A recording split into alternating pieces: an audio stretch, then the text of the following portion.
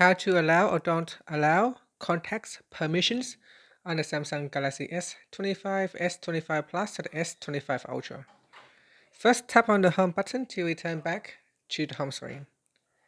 Now from the home screen, swipe down at the top to open up Quick Settings. In here, tap on the settings icon. Next, we then scroll down and tap on security and privacy. After that, we scroll down and tap on more privacy settings. Then we go down and tap on permission manager. Now in here, go down and tap on contacts. Next, in the list of apps here, open up an app that you want to manage. So let's say messages. In here, you can choose to allow or don't allow access to contacts.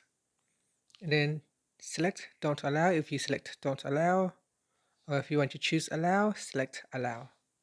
And that's it. So that is how you can allow or don't allow an app to access contacts. Finally, tap on the home button to return back to the home screen. Thank you for watching this video. Please like and subscribe to my channel for more videos.